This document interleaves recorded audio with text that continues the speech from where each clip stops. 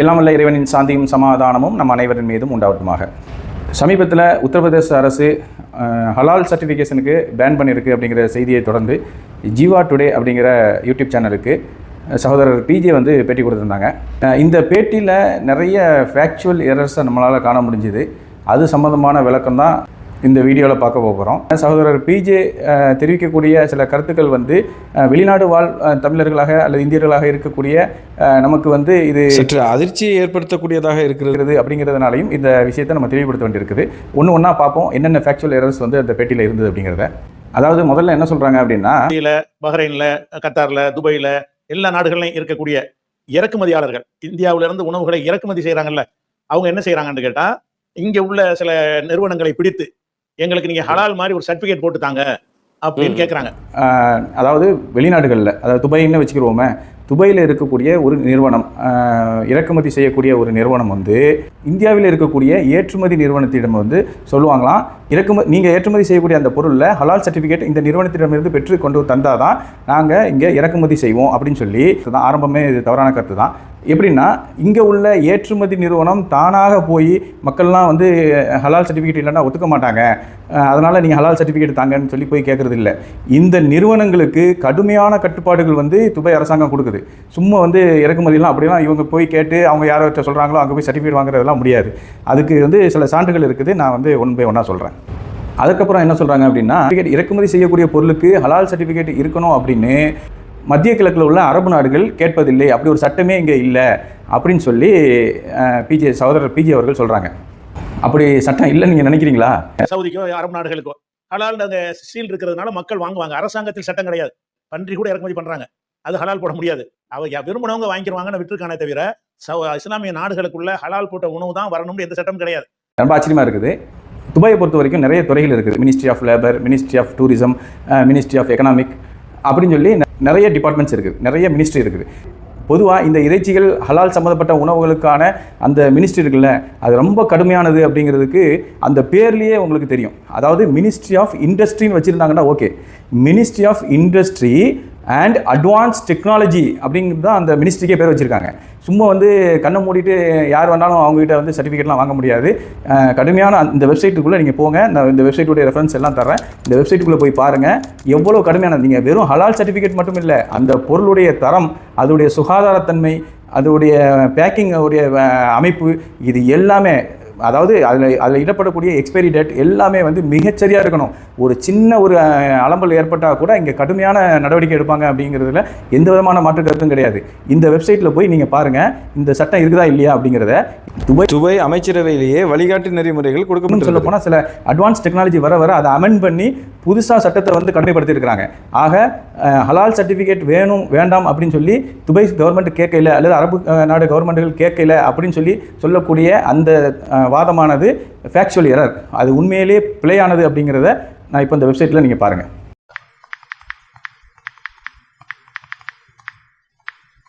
moyat.government.ae அப்படிங்கிறது தான் இந்த ministry of industry and advance டெக்னாலஜியோடைய வெப்சைட், அஃபீஷியல் வெப்சைட். யுஏஇயுடைய ஹலால் சிஸ்டம் எப்படி ஃபங்க்ஷன் ஆகுது அப்படிங்கிறது தான் இந்த வெப்சைட்டில் முக்கியமாக எல்லாமே குறிப்பிடப்பட்டிருக்குது.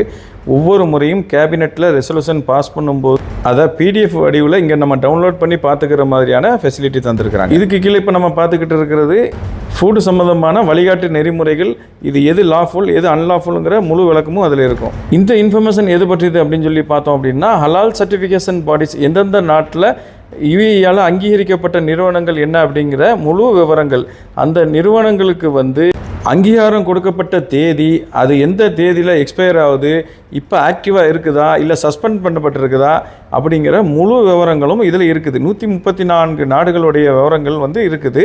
அது மட்டும் இல்லாமல் அது ஒவ்வொரு நிறுவனங்களுக்கும் இவங்க கொடுத்த சர்டிஃபிகேட்டும், அந்த நிறுவனங்கள் வந்து எந்தெந்த ஸ்லாட்டர்ஸில் இருந்து செக் பண்ணணும் அப்படின்னு சொல்லி அந்த ஸ்லாட்டர்ஸுடைய சர்டிஃபிகேஷனும் இங்கே வந்து கொடுக்கப்பட்டிருக்குது. இந்த சர்டிஃபிகேட்டை நாம் டவுன்லோட் பண்ணி பார்த்துக்கலாம். இந்தியாவில் இந்த ஜாமியத் உலாமா ஐ ஹிந்த் என்கிற நிறுவனத்துக்கு தான் இந்த அங்கீகாரம் கொடுக்கப்பட்டிருக்குது. இது சகோதரர் பிஜே சொன்ன மாதிரி இறக்குமதி நிறுவனங்கள் முடிவெடுத்து கொடுக்கப்படுற அங்கீகாரம் இல்லை, யுஏஇ கவர்மெண்ட் கொடுக்கக்கூடிய அங்கீகாரம். இந்த யுஏஇ கவர்மெண்ட் எங்கே வழிகாட்டுறதுக்கு கொடுத்துருக்குதோ அங்கே தான் சர்டிஃபிகேட் வாங்கணுமே தவிர இறக்குமதி நிறுவனங்களோ ஏற்றுமதி நிறுவனங்களோ தன்னிச்சையாக போலியாக சர்டிஃபிகேட்லாம் வாங்க முடியாது. இது இந்தியாவுக்கு மட்டுமல்ல 134 நாடுகளுக்கு பொருந்தும். இந்த 134 நாடுகளில் இருந்து தான் அதிகமான அளவில் ஹலால் பொருட்கள் இறக்குமதி செய்யப்படுது. நாங்கள் இங்கேயே பார்த்துருக்குறோம், மிக சொற்பமான அளவு முஸ்லீம்கள் வாழக்கூடிய ஆஸ்திரேலியா, பிரேசில் போன்ற நாடுகளில் இருந்துலாம் இறக்குமதி செய்யப்படுது இறைச்சி மட்டுமல்ல, அழகு சாதன பொருட்கள், சாக்லேட் வகைகள் மற்றும் மெடிசின்கள் எல்லாமே எல்லா நாடுகள், ஜெர்மனி, ஸ்பெயின், பெல்ஜியம், அமெரிக்கா, எல்லா நாடுகளிலிருந்து இதுதான் சர்டிஃபிகேட். எல்லா வகையிலையும் ஹலால் சர்டிஃபிகேட் அந்த நிறுவனத்துக்கு கொடுக்கப்படுகிறது, அந்த ஸ்லாட்டர்களுக்கு கொடுக்கப்படுது, அந்த பொருளுக்கு கொடுக்கப்படுது. எல்லா தணிக்கைக்கும் பின்னாடி தான் ஒரு பொருள் இம்போர்ட் ஆகி வருது அப்படிங்கிறத நம்ம தெளிவாக புரிஞ்சுக்கலாம். மேலும் உங்களுக்கு மேலதிக தகவல் தேவை அப்படின்னா இந்த வெப்சைட்டுக்குள்ளே போய் எல்லா இன்ஃபர்மேஷனையும் நீங்கள் எடுத்துக்கலாம்.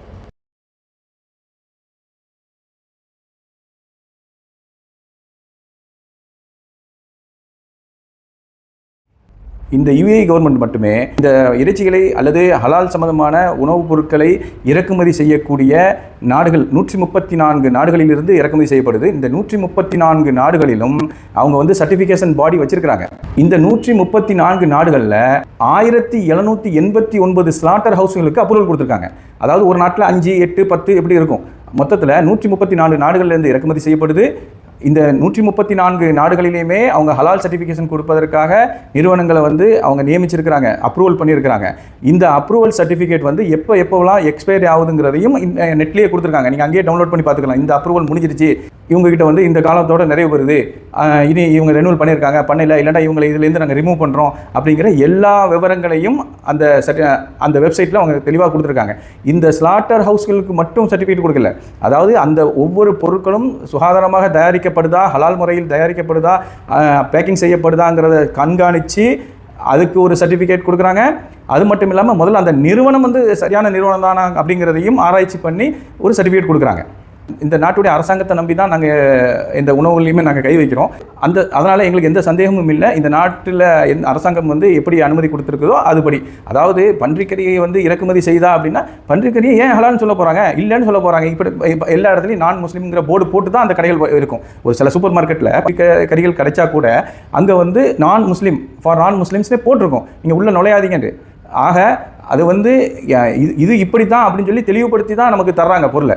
நம்ம எதை விரும்புகிறோமோ அதை இப்போ சாப்பிட்டுக்கலாம். அதில் எந்தவித போலியும் இருக்காது அப்படிங்கிறத அரசாங்கங்கள் உறுதிப்படுத்தி தான், அதாவது மத்திய கிழக்கு அரசாங்கங்கள் உறுதிப்படுத்தி தான் நமக்கு நம்பிக்கையை தருது. அந்த நம்பிக்கையின் அடிப்படையில் தான் நம்ம எதையுமே வாங்குகிறோம், சாப்பிட்றோம். ஆனால் சகோதரர் பிஜே சொல்கிற இந்த கருத்துப்படி பார்த்தா, ஆனால் அந்த நிறுவனங்கள் எப்படி அந்த பிராணிகளை சாவடிக்கிறாங்கன்னு கேட்டால் மண்டையில் ஒரு அடிப்பாங்க, செத்துரும். அதை அடுத்து தான் என்ன செய்கிறாங்க, ஏற்றுமதி பண்ணுறாங்க. கோழிக்கு அப்படி தான் பண்ணுறாங்க. அப்போ இது ஹலால்னு சொல்வதற்கு இவங்க ஏமாற்றுகிற முறையில் தான் அந்த சான்றிதழ் வழங்குறாங்க. அதாவது இறைச்சியை கழுத்து ஹலால் படிலாம் இருக்க மாட்டாங்க, கம்பை வச்சு அடித்து மண்டையில் அடித்து சாவடிச்சிருவாங்க.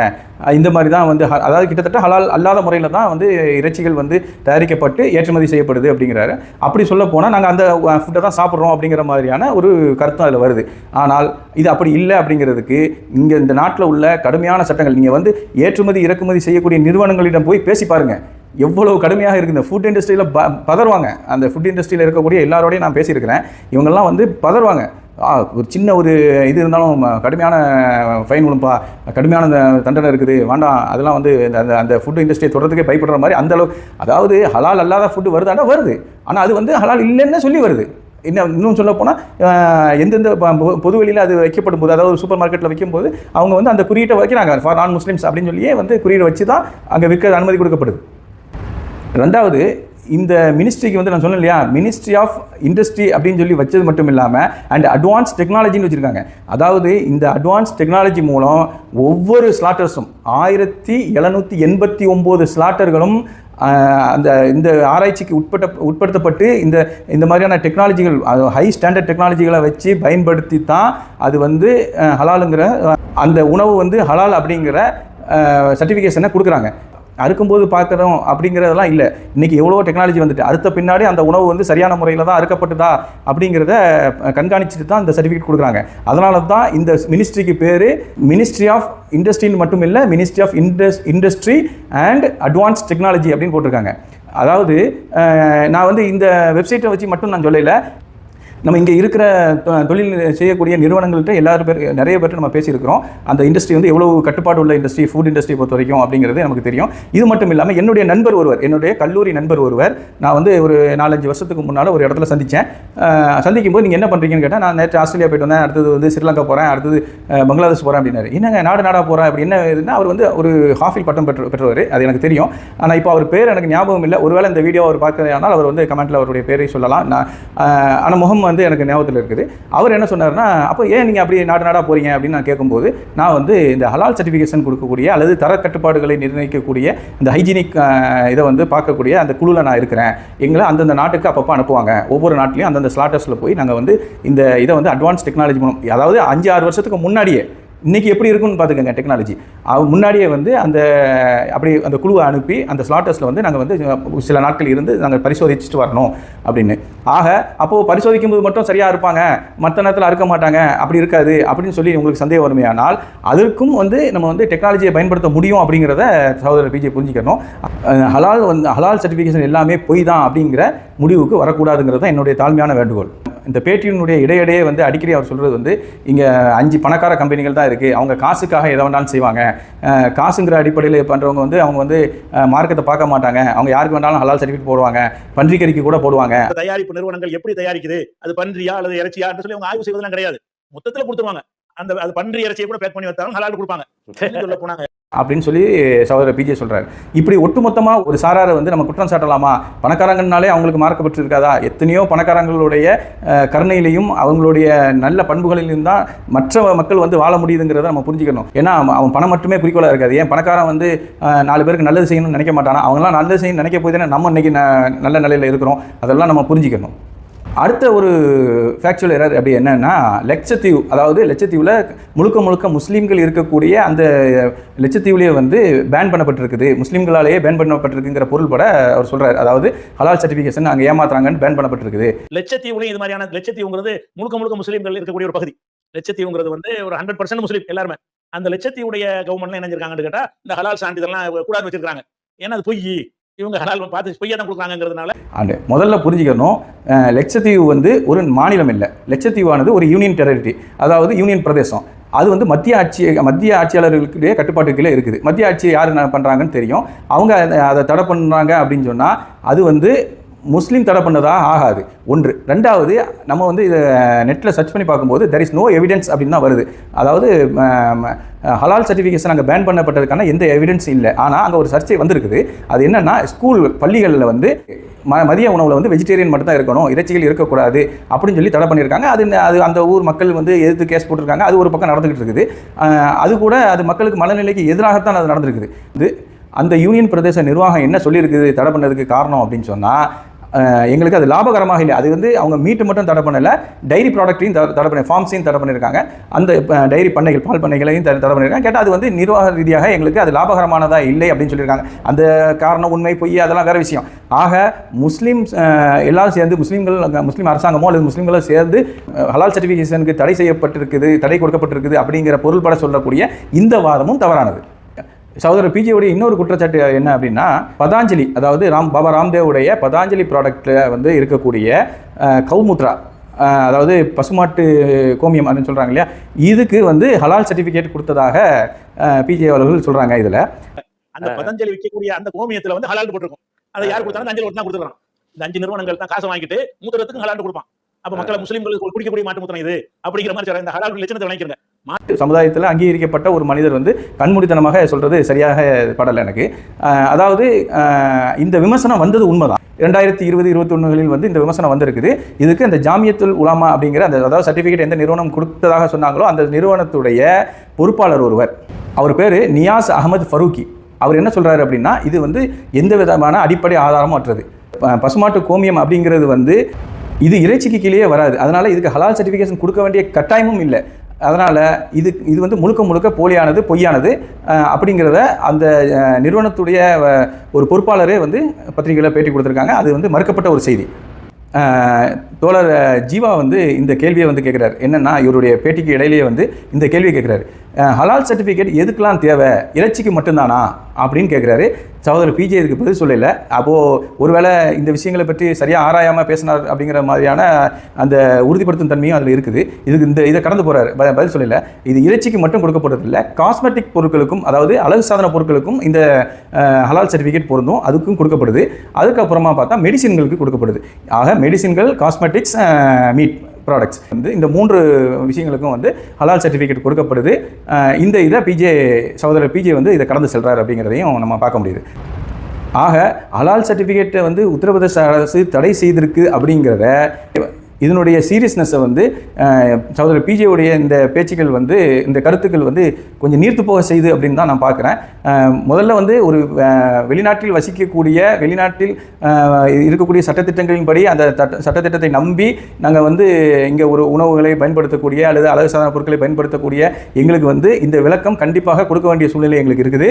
ஆக மீண்டும் நான் ஒரு விஷயம் சொல்கிறேன். இங்கே சட்டங்கள் உணவு பொறுத்த வரைக்கும் ஹலாலுக்கு மட்டுமல்ல, இதனுடைய சுகாதாரத்தன்மை, இதனுடைய தரம், பேக்கிங், அதாவது அதை பேக்கிங் செய்யக்கூடிய முறை, இது எல்லாமே கடுமையான பரிசோதனைக்கு உட்படுத்தப்பட்டு அதோடைய சாம்பிள் வரவழைக்கப்பட்டு அந்த கடுமையான பரிசோதனைக்கு பின்னாடி தான் இந்த நாட்டுக்குள்ளே வருது. ஜனநாயக நாடுகளே வந்து முஸ்லீம்களுக்கு தனி உரிமையை கொடுத்து, தனி நம்பிக்கையை கொடுத்துருக்கும் போது இஸ்லாமிய நாடுகள் ஏன் கொடுக்காது அப்படிங்கிறத நம்ம சிந்திக்கணும்.